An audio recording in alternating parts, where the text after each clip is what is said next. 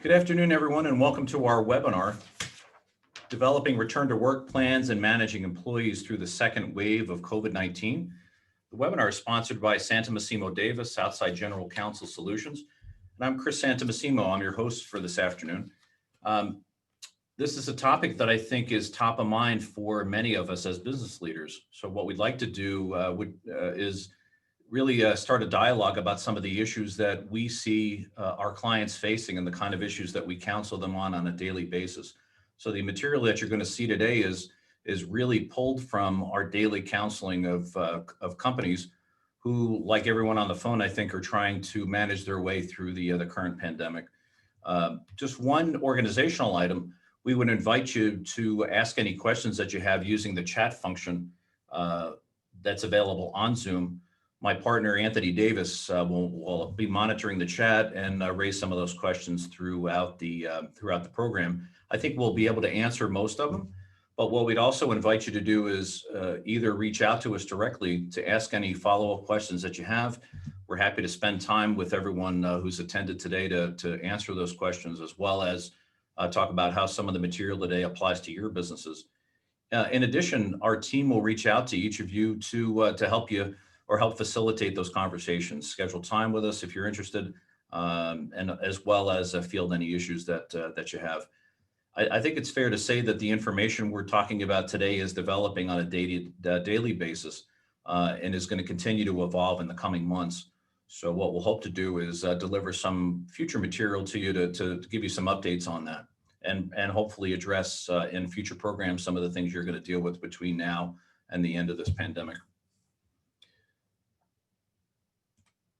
So for today's program, I just want to tell you a little bit about our firm and just our perspective on these issues, so you know where we're coming from. We'll talk about the many challenges of COVID-19, shutdowns and slowdowns of your operations, the elements of an effective return to work plan, protecting employees, and we'll also cover vaccines, which of course is a big issue in the headlines these days, and we want to talk about how it applies to your operations directly.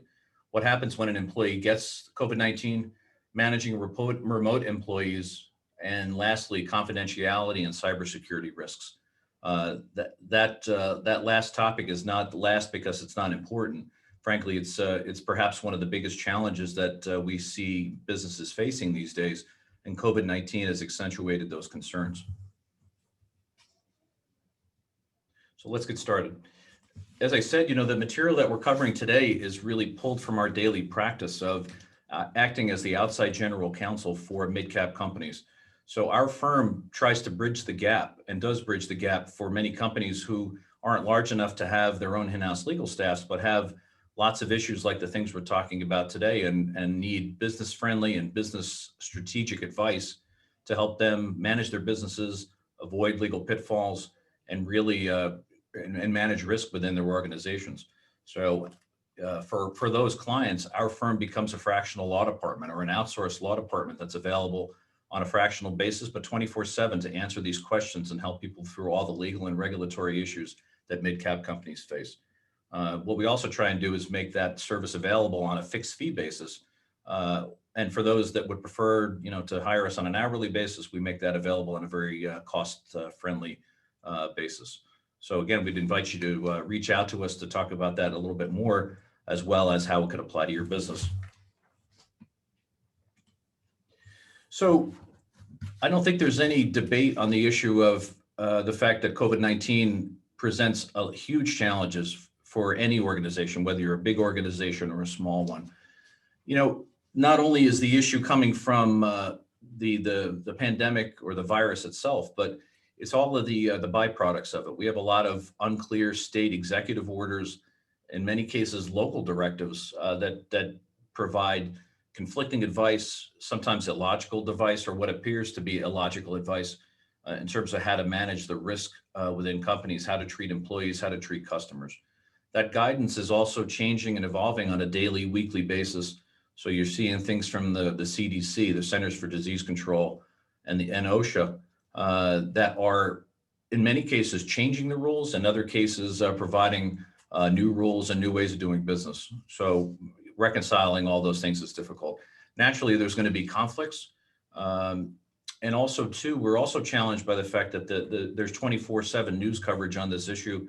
Many of our employees and our business partners are learning little bits and pieces about these topics that don't always fit together so well, or don't register as well. So there's a lot of fear and a lot of uncertainty, as well as misinformation. Um, when you wind all that up, you come up with a list of potential employee related claims that businesses face thanks to this whole situation. And that list is on the screen here, but everything from wrongful discharge, hostile work environment claims, disparate impacts in the event of layoffs, complying with the mini WARN Acts in the various states, as well as the federal WARN Act, wage and hour violations, employee safety. Whistleblowers is an issue that we're going to talk a lot about in a few minutes. That is a major concern. We're going to talk about some ways to minimize that liability. And of course, employee medical privacy in terms of employers collecting information about their employees' health conditions, both outside of work, if they're working remotely, as well as when they enter the workplace. There's also a lot of concerns among our client base about performance issues among their employees, productivity. How do you deal with performance issues in the midst of this whole new situation about people teleworking, staggered shifts, all of those things that are challenges for sure. What we tell clients is that flexibility is number one, or should be number one on your list. Doing your best to be as flexible with your employees, giving them the ability to be flexible about how they perform work, when they perform the work, really throwing out a lot of the age-old norms that we expect, in terms of people working from 8 to 4, 9 to 5, 10 to 6, whatever it is. Allowing people to reconcile their home lives, the fact that they've got children who may be attending school remotely, they've got elderly relatives and parents that may be living with them, and trying to reconcile all those things provide a lot of stressors and a lot of challenges. So the place we start from, and I think you're going to hear about flexibility throughout the presentation, but that really, for me, is the beginning of the analysis. And if you're flexible, you're going to be able to not only treat your employees in a way that they're going to be happy with, but also reconcile and solve some of the problems that you may be facing. We're also concerned about union organizing campaigns and flexibility when it comes to preventing unionization of your workforces is very important.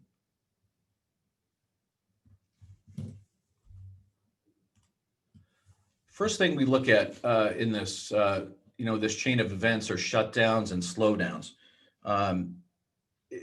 We're learning about that across the board, across a lot of industries. Not only are there layoffs in everything from restaurants to manufacturing facilities, but there's also slowdowns, people getting reduced hours, for example. So when an employer decides that they unfortunately have to deal with a shutdown or slowdown, the first thing we recommend is that they conduct a risk assessment, that look at your entire workforce, department by department, look at the people that are not going to be impacted by this event, as well as the people that are. What you want to do is keep an eye out for, first of all, WARN Act triggers. If you're covered by the WARN Act, you've got a large enough workplace where you're covered, are your layoffs going to be a trigger, so that you've got to provide at least 60 days notice to your employees before you terminate them, and provide a number of other notifications to government agencies.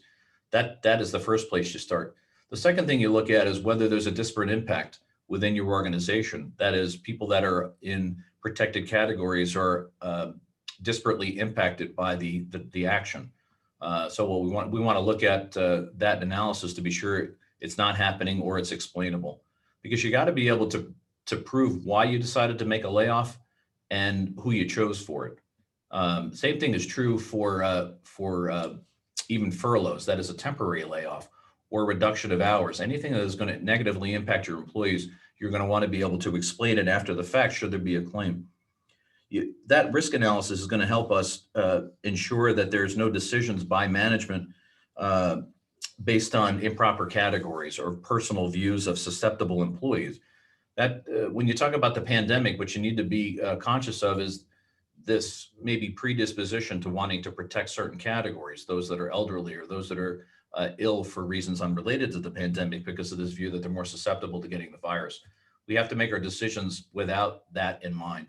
because it's not an appropriate measure. Going back to the WARN Act for a second, we need, to the extent that you may be dealing with a rolling layoff, that is, you're going to lay off a certain number of people today and have another layoff stemming from the same event in 30 days or 50 days, whatever it is. We need to look at that rolling layoff in some cases as a single layoff for warrant purposes, so that we provide the required amount of notice. The question is whether those layoffs are all triggered by the same event. And again, that's going to be a very fact-specific analysis that you need to do, hopefully with your counsel, to be sure you're doing that properly. Keep in mind that there are various mini WARN Acts, that is WARN Acts at the state level that supplement the federal WARN. And there's been some changes recently in some of them. For example, the New York WARN Act was amended to add additional notification requirements. For example, the employer has to notify, in addition, chief elected official of the local government and school district where the event happens, as well as the locality that provides emergency services to the facility. So you need to make sure that you do that, or else you're in violation of the act and subject to penalties. And there are many WARN statutes in a number of states. So to be sure that you are familiar with the many WARN statutes in the place where the facility is located. And in many cases, those many WARN statutes reduce the threshold for the number of impacted employees for WARN purposes from the federal. This is the big topic for today, the elements of a return to work plan. This assumes that your workplace has been impacted in some way, that your workforce is teleworking, that they are laid off temporarily for a period of time, or that you're basically looking to reestablish the operations in your workplace. So this is what I was talking about on the first slide, just in terms of a whole patchwork quilt of state and local requirements. And then you talk about some of the federal requirements when you talk about CDC and OSHA's safety and hygiene practices. So the number one place you start is to make sure that you are fully familiar with all of the requirements at the state and local level that apply to your facilities. And they are going to be different in many cases, state to state, locality to locality. Be conscious of the state quarantine requirements, for example, to the extent that you're going to ask your employees to travel, or where employees are traveling from their home in one state to a facility in another state. In many cases, there are, to the extent that there are quarantine requirements, there may be business exceptions, but you got to know what they are so that you're not going to ask your employees to do things that would be in violation of the state requirements. In terms of the CDC and OSHA safety and hygiene practices, those are pretty voluminous. First of all, CDC is going to require all the things you've all heard of in the news: issuing PPE to your employees, separation of your employees, hygiene practices, that is cleaning work surfaces, cleaning workstations, doing health checks to take the temperatures of your employees, for example. Not every single requirement is going to apply to every single workplace, but you need to understand what those safety practices are and mold them to your particular operations. Many of the things are going to be required across the board in terms of separation and minimizing the transmission of the virus, but exactly how you do that may be facility dependent. But the name of the game as an employer is to make sure that you're doing it. And the OSHA regulations are very clear about this as well. OSHA's got a regulation 29 CFR 1910.32. If you're taking notes, which requires the employer to provide protective equipment, basically protective equipment that is required to keep your employees safe in their particular environment. So basically, it requires the employer to do an assessment about what's required for that particular operation. So all PPE is not going to be the same for every employer. It's not going to meet the requirements of certain employers if it does for others. So be sure that your plan for PPE meets your facility requirements. This is an issue that just came up the other day, where we had a client that was asking the question of whether they had to acknowledge and accept the demands of their workforce to provide daily replacement of PPE for the employees. They were only doing it on a weekly basis. The answer there was that there's no hard and fast rule that applies across the board, and we need to make sure that they're providing PPE that works for their employees in their facilities. Next thing that comes up in this area is anti-retaliation. We're going to talk about it a little bit more in a moment when it comes to the whistleblower issue. But when it comes to your return to work plan, you need to have a very strong anti-retaliation effort in place. Hear out your employees when they raise questions and concerns about returning to work. The employer needs to treat each one of those folks as a potential whistleblower, treat their reports as valid, address their concerns, and respond. In some cases, you may make changes. In other cases, you may just acknowledge that your operation is already compliant. But the name of the game is to be sure that you not only respond in a positive way, but that you protect these people from being retaliated against, but because of the fact that they raised their concerns. And again, we'll talk about that in a minute. De-densifying your workspace is very important as well, again, to maintain the social separation that we're hearing about from CDC. And have a plan in place so that you know what exactly you're going to do when you have a positive COVID case in the workplace. I think you should assume that you're going to have one, no matter how big or small your workplace is. So be prepared for it. Know what you're going to do in terms of sending your employees home. We'll talk about the details in a minute, how you're going to clean the facility and how you're going to eventually bring them back in a safe way.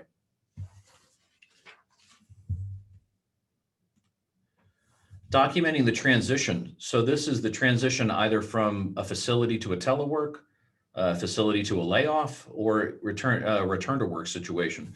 I think it's important to document the measures that you're taking so that you can basically demonstrate to outside parties that you undertook the measures in a way that had nothing to do with protected categories of your employees. So documenting how you reached decisions, what the business justification was, and exactly what you did and who was impacted, I think is really important.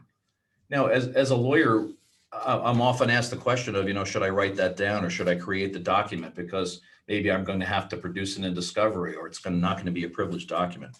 The answer here that I would say is the fact that you're going to document this, or the need to document, I think outweighs any concern that you might have to produce this in litigation later. So you should assume that what you write is not privileged, but at the same time, you want to make sure that you've documented fully, so you have the document to bring out and demonstrate what you did and why you did it. So again, that in my opinion is more important than some concern about having to produce the document later in discovery. And let's just be careful. I think people get in trouble when they start to have a broad-based plan that really extends into the long term. What I tell clients is this is a very short-term situation in terms of what we know. Information develops all the time. So you need to think about maybe a long-range plan of what you would hope to do, but it's got to be sculpted based on the available information at the particular time. So don't get frustrated by the fact that you can't make these decisions in a long-term way. Just be prepared to make adjustments as you go. And frankly, if you're returning to work, I think you just need to be prepared for the possibility that either your local or state government may shut you down again and make you go back to a telework situation in the case of an office, or that you may have another medical reason like a positive COVID case that's going to require you to go at least temporarily back to a remote work situation. So be flexible again. I'll keep saying flexibility throughout this presentation, but be flexible and be careful. I kept talking a moment ago about anti-retaliation and whistleblowers. In my opinion, as a general counsel for companies, this is perhaps the biggest risk to companies. I saw some statistics about a week ago in New Jersey that about 90 plus, or I think it was 92% of the employment-related litigation filed in the state of New Jersey since COVID was related to whistleblower claims. So there were, a few other cases out there on the docket, but the majority had to do with New Jersey's whistleblower statute. I can't speak for other states, but I wouldn't be surprised to find that the same statistics applied across the country where there are whistleblower claims available. This is a big deal. And I think it's a big deal not only because of, employment lawyers for plaintiffs are interested in it, because of the statutes tend to bring big damages and awards of attorney's fees and things, but just because of how employers are not reacting in a positive way to the concerns raised by their employees. So I think you're going to continue to see these cases come up as this pandemic evolves. And we see it in terms of the safety practices the availability of PPE, especially return to work plans, and lastly, layoffs. As you folks know from experience, quite often layoffs or individual termination decisions are based on multiple issues in many cases. So that's why I tell you, when you do a layoff or you do a one-off termination, you got to think about the possibility, or the appearance anyway, that somebody has raised their hand to become a whistleblower, and deal with it in your risk assessment. And be sure that you can justify the termination for reasons outside their whistleblower status. These the statutes up on the right side of the slide are just some examples of the statutes that are out there. It's really the state law that we think about in this area. You know, when you talk about employment-related whistleblowers, there's limited remedies under the Occupational Safety and Health Act. In some cases, there's no private cause of action, meaning that the government has to be the party that pursues the claim. There are a couple of federal statutes out there that may supplement that, but we see a lot of the activity at the state level, mostly because the statutes are interesting to plaintiffs' lawyers. So again, make sure you've got your independent basis for the termination if you lay off a potential whistleblower or somebody that at least raised their hand and complained, whether it was justified or not. You know, and in some cases, New York, New Jersey, California in particular, do not even require that the whistleblowers go outside the company. The fact that they raise their hand inside the company and raise the complaint is enough to give them protection as a whistleblower, or in New Jersey calls it a conscientious employee. Whatever you call it, they're whistleblowers, and they're entitled to some amount of protection.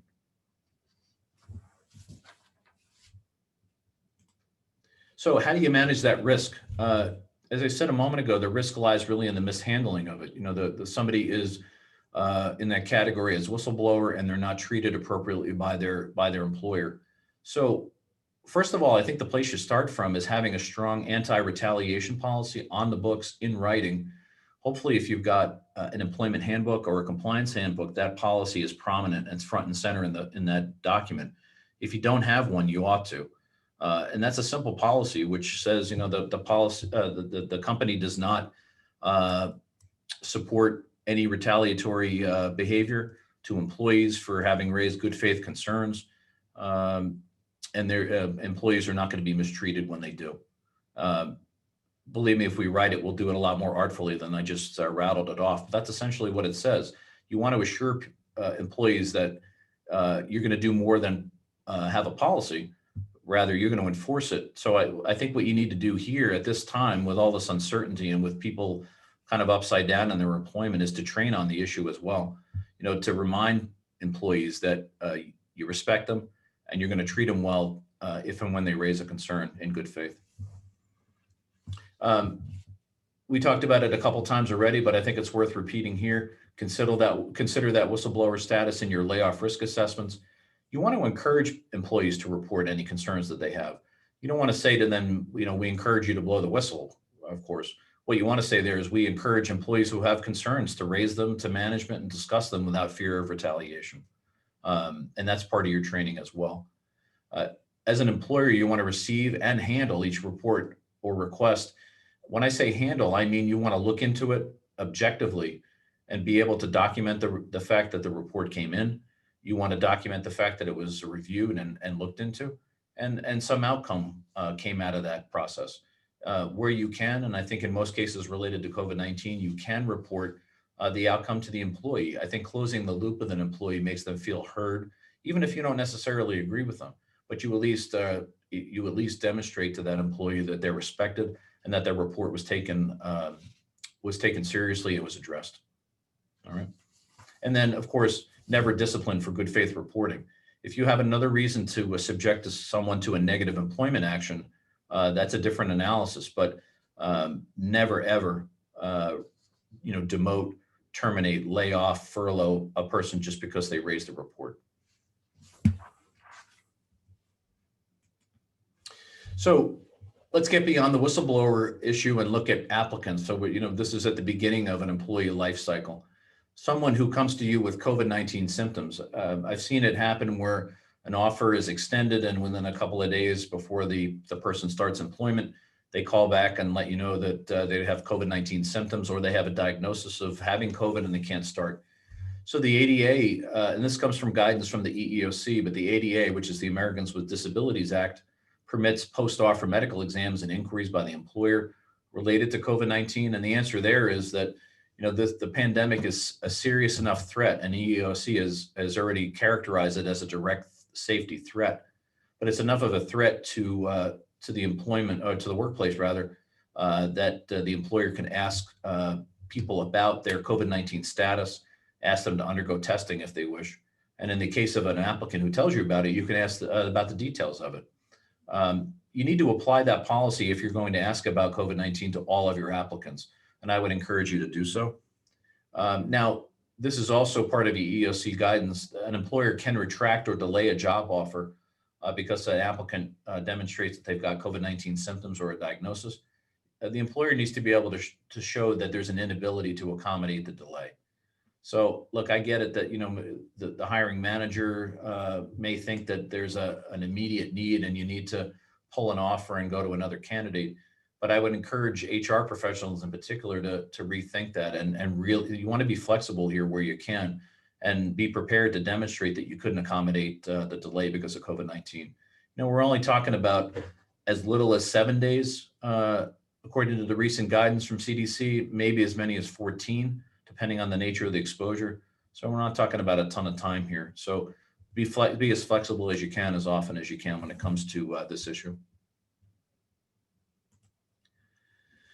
Next, so the applicant has started, or you've got an existing workforce, and we want to talk about protecting them or providing a safe workplace. Safety needs to be the number one focus for us in the middle of this pandemic. So again, according to OSHA, according to the CDC, there are guidelines, and you need to provide a safe workplace as a matter of law, and adhere to those guidelines. Your policies need to be non-discriminatory. So don't make selections based on susceptible populations like I hinted at earlier. Just because you've got older workers or about pre-existing medical conditions, don't issue policies based on those characterizations, because those are categories that are improper for purposes of those policies. So create a safe workplace and don't discriminate based on what you think is going to help these employees. All right. Now, if an individual reports to you that they've got a pre-existing condition or some other concern that needs addressing, you look at that. You look at that in a different way. You're going to look at that from an ADA accommodation analysis, where simply grant the requested accommodation if you can, without doing the analysis if you're going to grant it. But don't make broad-based policies based on those improper categories. Following the guidance that's out there, the things we've already talked about in terms of CDC guidance, very, very important. We talked about investigating complaints, not only under the heading of whistleblowers, but in terms of providing a safe workplace. If somebody in your workforce reports that they don't have the equipment that they need, or they don't think they do, investigate it just like they're blowing the whistle. Investigate it fully, assess it, make a proper assessment, and at least be open-minded about making changes in the workplace. Providing PPE to your employees, as well as providing cleaning supplies, is critical, as I'm sure you can understand. I would recommend to you that you minimize your outside visitors, and I suspect that most people on the phone today are probably already doing that. Wherever you can minimize the risk, you should. Self-screening and documentation, CDC doesn't tell you to do it. It's not mandatory, but it's certainly something to think about. At least having a policy, I would suggest, is really important. That policy should say that your employees, if they're sick or showing symptoms of any illness, especially related to COVID-19, need to stay away. They need to quarantine until they're better, or until they can show a negative COVID test, as well as documenting that and not showing up with other symptoms related to COVID-19, like fevers. Even if they feel fine but have a fever, they should stay home and get better or get tested before they come back. Post the OSHA posters or the state equivalent. Hopefully folks are doing that already, but that talks about safe workplace and tells employees about their rights as well. And the reason that you want to do this from a liability standpoint, of course, you want to keep your employees safe. And I think from a societal standpoint, that's really important. But as an employer, you need to be able to demonstrate that you did as much as you could to minimize the spread of the virus, and be able to demonstrate you did as much as you could to root it out of your workforce. You do that because you want to be able to counter a claim that an employee got sick in the workplace if you can.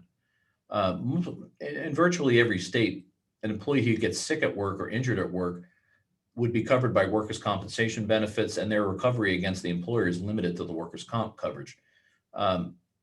If you're an employer that doesn't follow these rules and doesn't provide a safe workplace, there's at least a concern, if not a substantial concern, that an employee might be able to sue you outside workers' compensation because you were reckless. So this is going to be a very fact-specific and state-specific analysis. But the takeaway here is don't expose yourself to liability unnecessarily. Follow the rules, and at least you'll know you're protected by the usual workers' compensation system should an employee claim arise. Next, again, let's focus on PPE just a little bit more. The type of PPE that you provide and how often you replace it, that's going to be part of that very facility-specific and operation-specific analysis that's required by the OSHA standard. So the OSHA standard that's posted up here on the screen talks about the context. The employer has to do an employer safety assessment. Naturally, you've probably already done such an assessment if you're in a manufacturing or distribution facility, but now you got to factor in PPE for COVID-19 on top of what you're already providing. So make sure that you're doing that. And again, you're able to demonstrate that you did it and what the outcome of it was. I know that cost is an issue for everybody all the time, but again, flexibility here is important. Skimping on PPE is not where you want to be trying to save money, in my opinion. That's not to say you're going to be reckless about how you spend, but don't pinch pennies here. If there's a substantial difference between the types of PPE, of course, you're going to consider it. If we're talking about small amounts of money, I would err on the side of providing more PPE or more often refreshing PPE than less. Check your state guidelines here too. There's usually a general obligation to provide it without specifics about what it is, and you're going to defer to that OSHA standard, but just know what they say. And I should have said at the beginning of this webinar, folks, that we're moving fairly quickly here. There's a lot of material. So the fact that I'm buzzing through this stuff at a pretty brisk pace doesn't mean it's not important or that you're going to absorb it all. So again, don't hesitate to reach out to have another conversation, a private conversation after today. An issue that comes up quite often in our client base, at least, relates to travel. Should employees travel? Should they not? We recommend avoiding non-essential or critical travel, and that's very consistent with CDC guidance as well. So if it's non-essential, or if you're in a business which is non-essential, I would avoid it. Now, if you're in a business that's considered essential under some bodies of law, for example, if your business is in the critical infrastructure category, like you're a defense contractor, or maybe you're a company that supplies medical devices or medical diagnostic equipment, you still have to do an essential versus non-essential analysis when it comes to travel, even though your business might be essential. So for example, if you're sending out service people to service machines in a hospital environment, I would think that's critical and essential.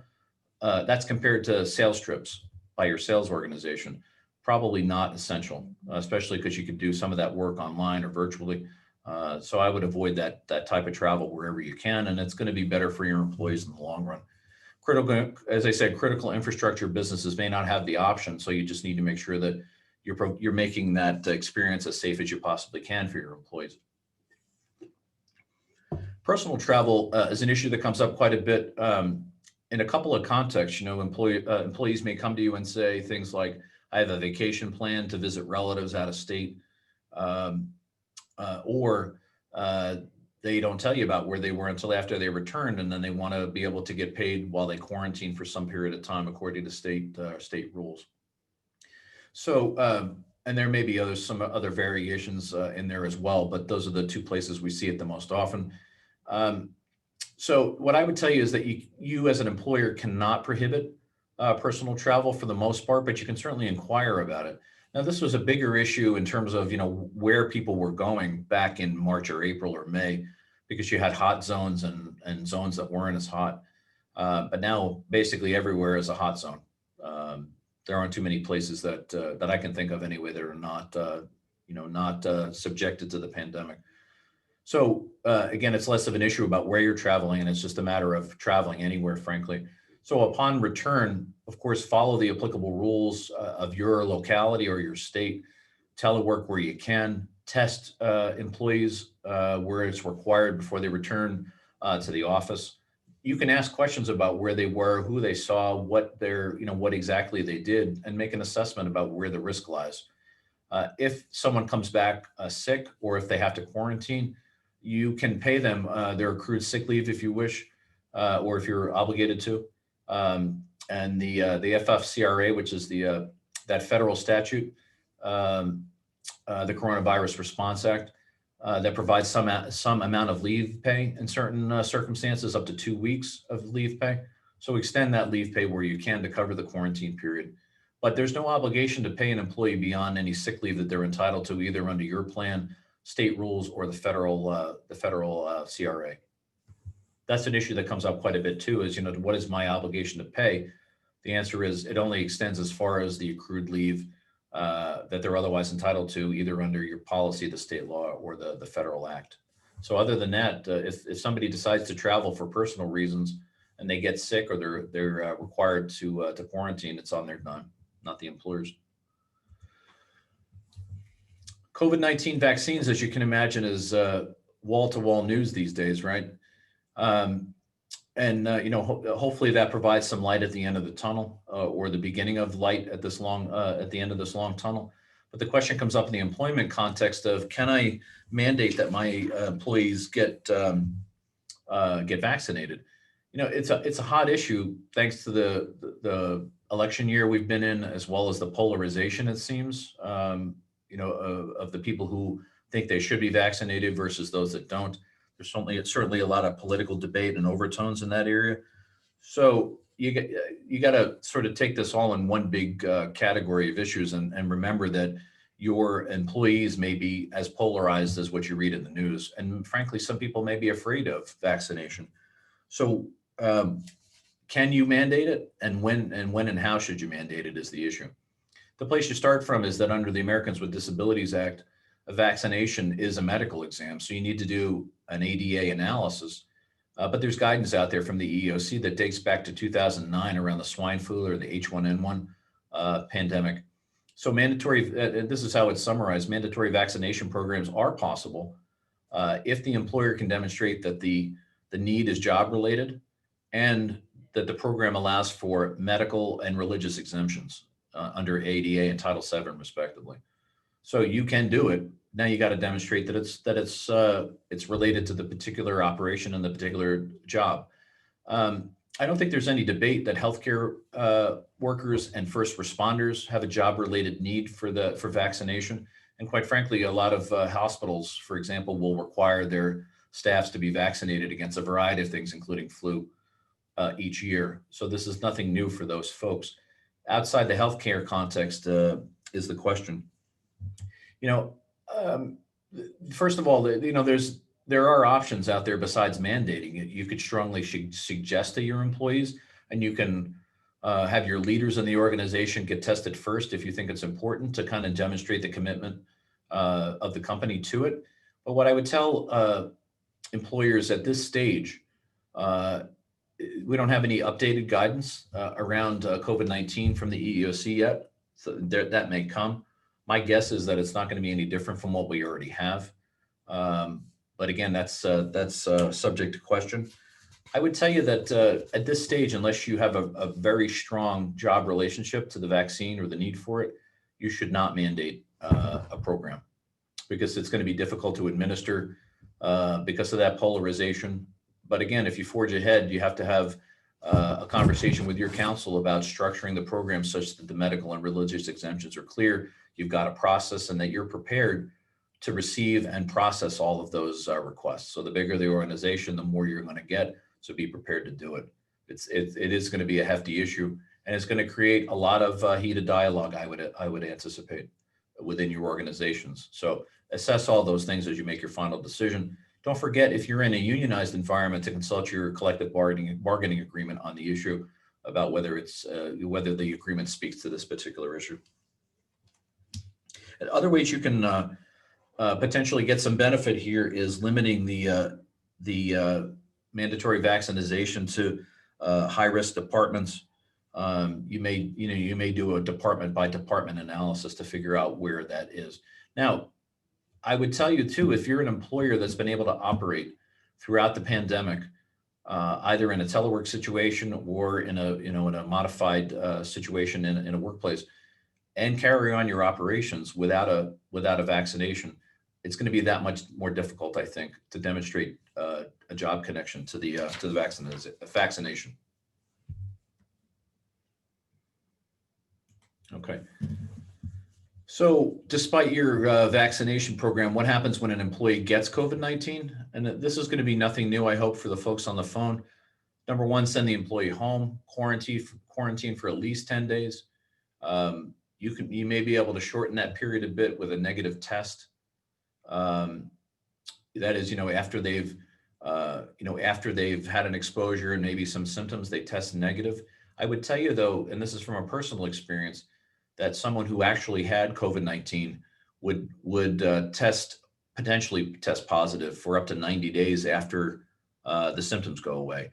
So if you send somebody home because they got a positive test, I don't think there's any benefit from having them try and test out of their quarantine, because they're going to probably show up positive for a while. So make them quarantine for at least the 10 days. CDC is talking about reducing that period down to 7. So you can keep an eye out for that. But I think 10 days is a pretty good rule of thumb, at least for today. I would encourage folks to vacate their workplaces, at least the area where you know that positive employee worked. Clean it. If that means your whole office goes home, so be it, and clean the affected workplaces. Contact trace is what this should say. Contact tracing is important. Notify any potentially exposed coworkers. Don't identify the sick employee, because again, you'd be violating employees' privacy rights by identifying their name. Whether the coworkers can figure it out on their own doesn't really matter. The employer should not disclose the name, but just let those folks know that they were exposed potentially to the virus, or at least they were exposed to a sick employee, and they also should quarantine and or get tested. If you can air out your premises, if you've got windows to open, doors to open, that's recommended by CDC. And you can determine your return to work date based on the CDC guidelines after you've done this cleaning and disinfection of the workplace. And then this is going to be specific to your operation and the nature of what happened, but you may be required to record the infection and report it to OSHA in some cases if it's job related. So I'll just talk about how this works.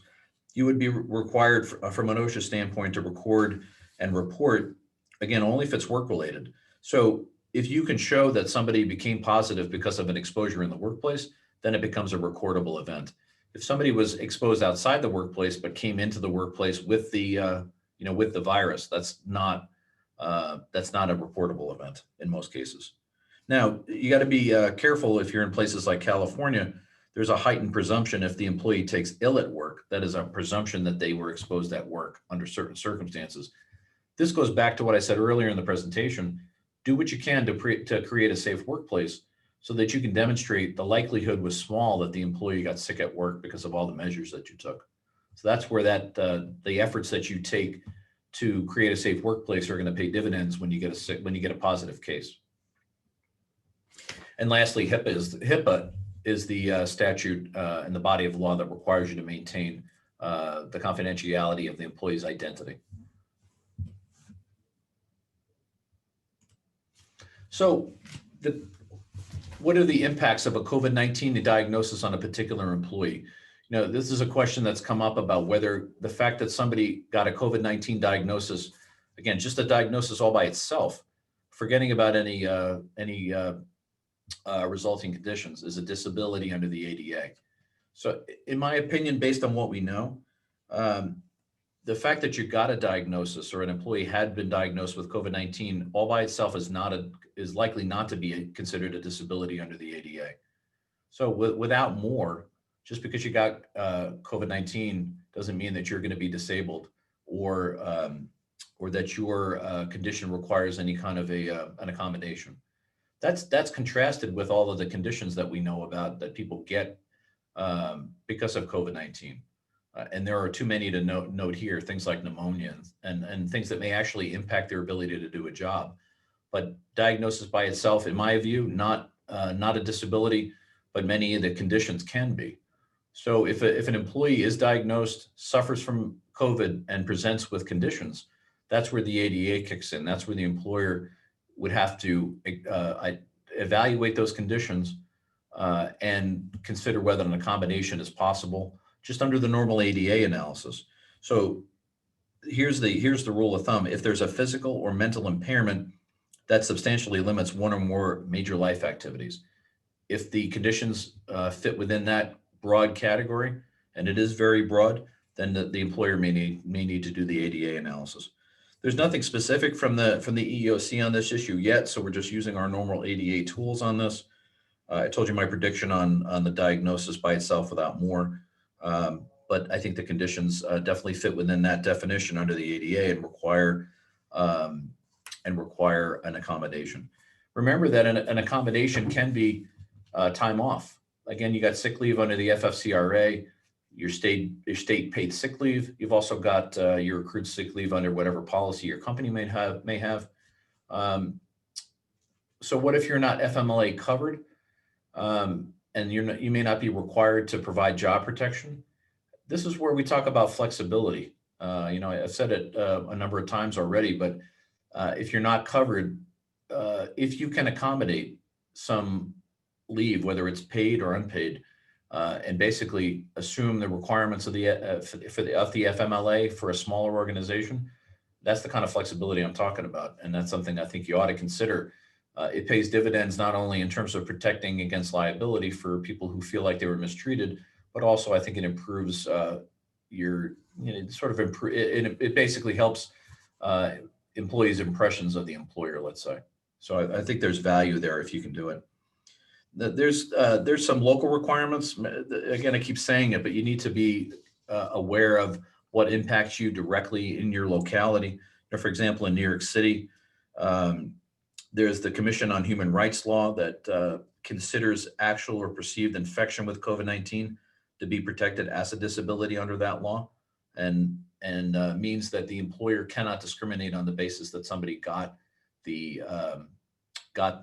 virus. So, and they may be entitled to some accommodations based solely on having gotten infected. This is new and this is developing in New York City, but it just goes to show that the law doesn't stay static, and it is developing in this area. So just be aware.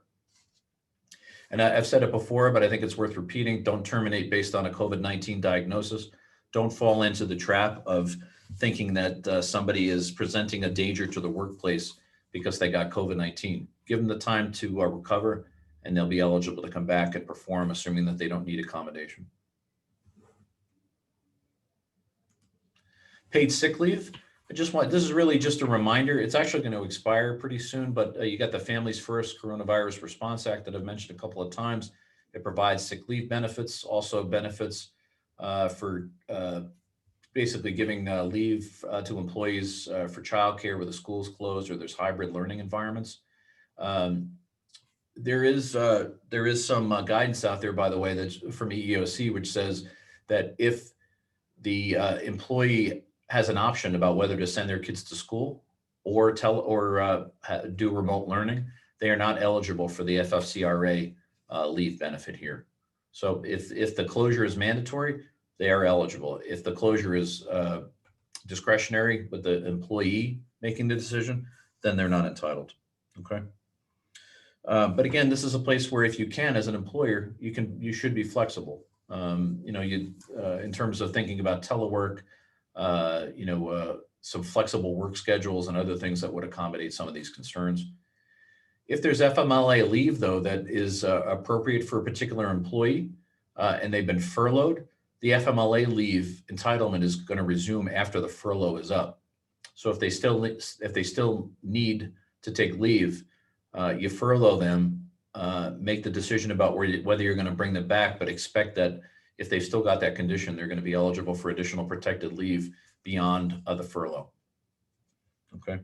And then lastly, I almost don't need to say it, but I think it's worth repeating. No retaliation permitted. Be very careful about how you treat people, uh, even on an appearance basis. If you're going to deal with a performance issue, make sure it's legitimate, and deal with it separate and apart from how you treat people's requests for paid sick leave or FMLA leave. So returning to work after COVID-19, employee workplace safety is the critical concern here for sure. Um, you can require your employees to get a negative test if they've had COVID-19 before they return, if you wish. CDC would basically tell you that either a negative test or waiting the required quarantine period would be fine. You don't need both, but it is your option as an employer. You can request a certification from a doctor. Keep in mind, though, that getting to see a doctor may be a challenge for many employees. This comes from EEOC as well. While you can request a COVID test, a virus test, you cannot request antibody testing from a returning employee. So the antibody, in case you haven't heard, remains in your blood after you've gotten the virus. So you would be able to use this test to show that you've had it in the past, but it doesn't necessarily tell us anything that's diagnostic for purposes of workplace safety. That's probably the basis for EEOC's guidance that it is not permitted. So it is not a permitted exam. Since it doesn't tell us anything, there's no real value to it in the workplace. Accommodations were necessary. We talked about those on the last slide. Make sure you're not discriminating among your employees. Treat them all the same, and that might vary depending on department or job function, but make sure you treat people the same if they're in the same, in the same situations, if you will. Be careful about hostile work environment concerns as well. I think because of the stressors that people are under, what we don't want to do is push people over the edge such that they think that they're being imposed on in a hostile work environment. Now, state law, as many of you know, requires there to be more than just a difficult place to work for there to be a hostile work environment. You usually need a protected category involved where somebody is subjected to mistreatment because of a protected category. But remember, we've got some fluid categories going on here because of the pandemic. So this, I think, is going to be a very fluid situation. So err on the side of being understanding and flexible with your employees where you can to avoid this concern.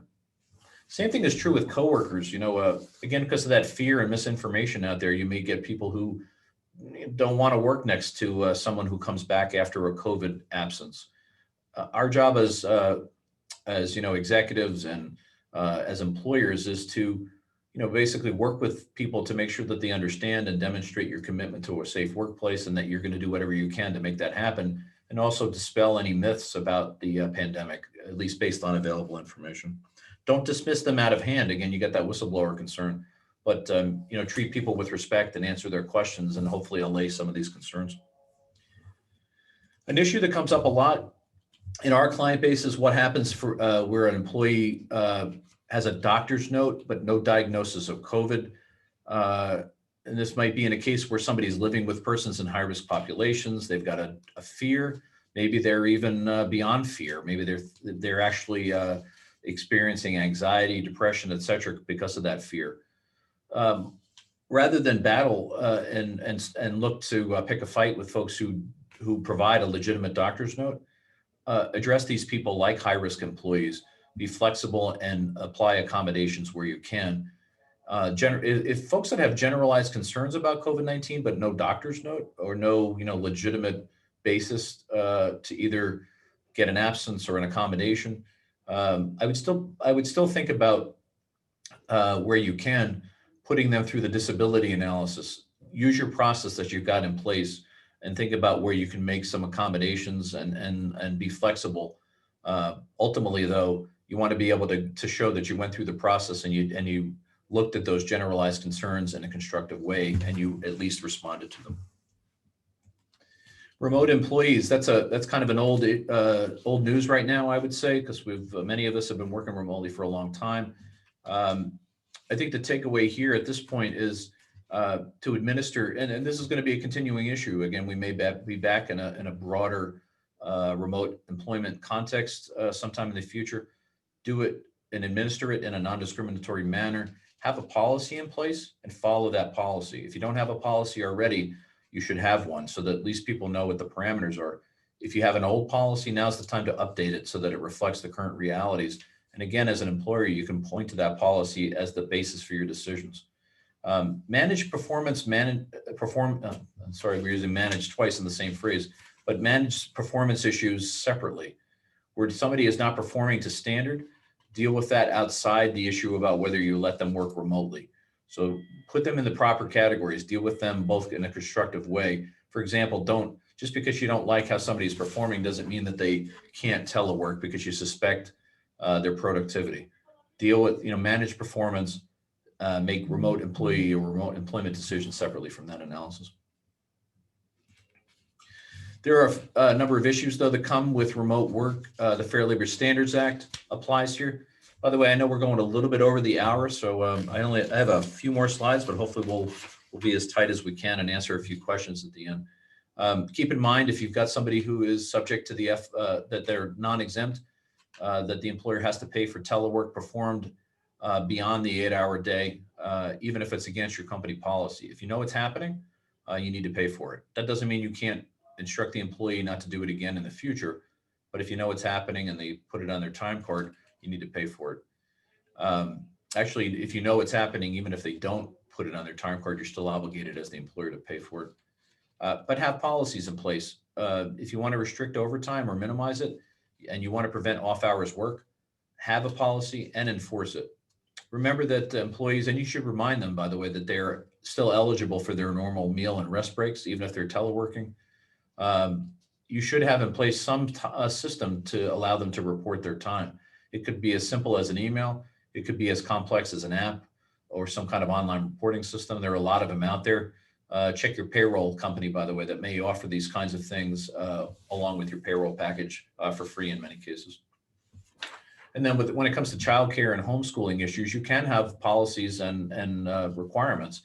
For example, you may not want to have somebody working remotely if they've got no childcare for an infant or a toddler, because naturally they're going to be distracted in some cases. So have a policy in place.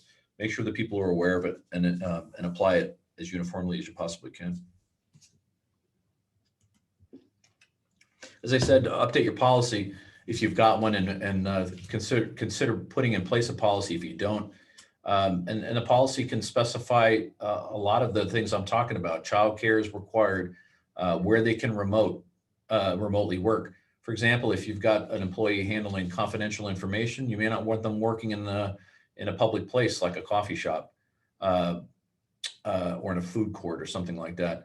So you can specify where they can work. You can also have a policy relating to things like home office expenses. If an employee is spending money on things that they otherwise would get provided under your policy in the workplace, chances are you should reimburse them for that. So even though they may be saving money on commuting expenses, they still may be eligible for reimbursement. If you're in California, by the way, California actually has or provides an entitlement to reimbursement for a pro rata share of cell phone and internet usage. Other states have requirements in this area as well: Illinois, New Hampshire, Massachusetts, Pennsylvania, Washington, D.C., just to name a few, in terms of what entitlement employees have. The rest of the states, it's going to be a subject to policy. Again, it's good to have a policy in place for that. And then update your policies and training to reflect the fact that many or most or all of your employees are working from home. Anti-harassment still applies. You should still have your reporting mechanisms available for whistleblowing as well as reports of HR-related concerns. So now's the time to do that. As promised, this is the end of the presentation, but I think it's maybe one of the more important things: confidentiality and cybersecurity risks. So a couple of the statistics about pandemic-related cybersecurity concerns are on the left side of the slide. In March, email scams related to the virus surged 667% in 1 month. No surprise. There was a report about up to 530,000 Zoom accounts were sold on the dark web. Zoom account being maybe the way that these these hackers get into your home networks or into your into your work networks in some cases. So it's really just a good reminder that even though we're working remotely, cybersecurity is at least as big a concern as it was before the pandemic, and it's probably a bigger concern in this home work or teleworking environment. Trade secrets also an issue. Maintaining confidentiality, maintaining your business information, your proprietary information. You got to remind your employees how important it is, that they need to make sure that they don't get sloppy with what they do, and that their home networks need to be buttoned up as well. I know it's a burden on your IT resources and that you may need some outsourced help, but nevertheless, I think it's important, maybe critical for sure. The last thing you want is an unsuspecting employee to click on the wrong email message and hold your entire network hostage, or even one PC hostage.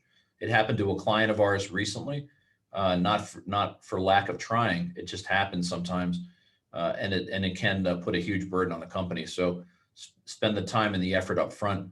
Training and reminding your employees about phishing emails, how to recognize them, how to avoid them is really, really important.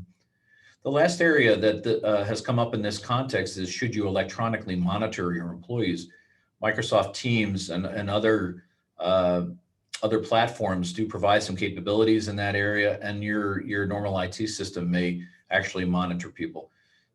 Now, when people move to a telework situation, the same rules apply in terms of what they can and should do on your networks or on your resources. But now you're basically, in a way, invading their home space, or maybe disposing of the line between home and work.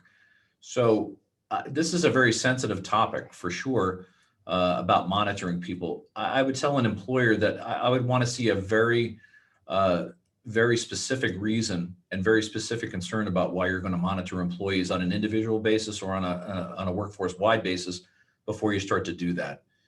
Because I can tell you that employees would be not only surprised in many cases, but also perhaps offended, and may claim that the employer violated their privacy, either as a matter of law or as a matter of moral practice. So it's going to be a hot issue.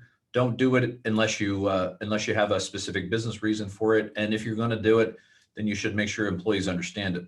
Don't just rely on the normal policy, which says that there's no right of privacy in your IT systems or that they're subject to monitoring. Remind them that now we're in a different context and a different environment. The same rules apply, and in fact, you're going to impose an additional requirement, and give them the opportunity to have a dialogue about it.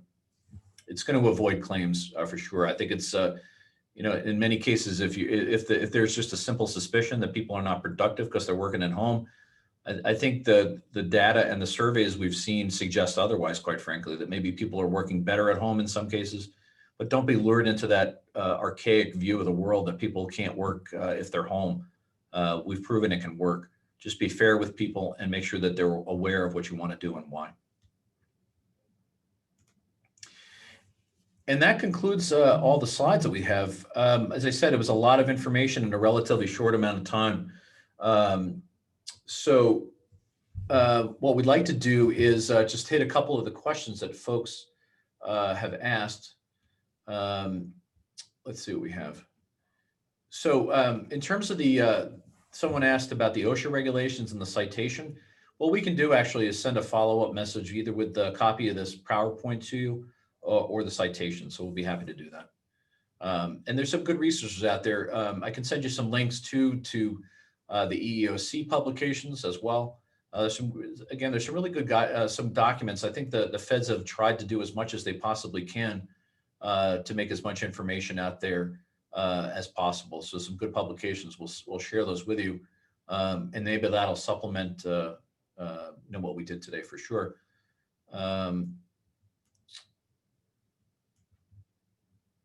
So it looks like those are really the questions that showed up on the chat. I really appreciate everybody's time today. These are really important topics. I think they're important not only because they are central to our businesses, but also because there's a lot of emotion around these things. There's a lot of potential liability to the employer because of how people feel and what they're afraid about when it comes to the pandemic. So the name of the game is flexibility. The other name of the game is making sure that you understand all the requirements and you work with either your HR professionals and or your legal counsel to understand what applies to you and how it applies. And we, as I said a couple of times, but I'll say it again, we are here to help and answer any follow-up questions that you have and help you navigate through all of this. But thank you very much for your attention. I look forward to staying in touch with everybody.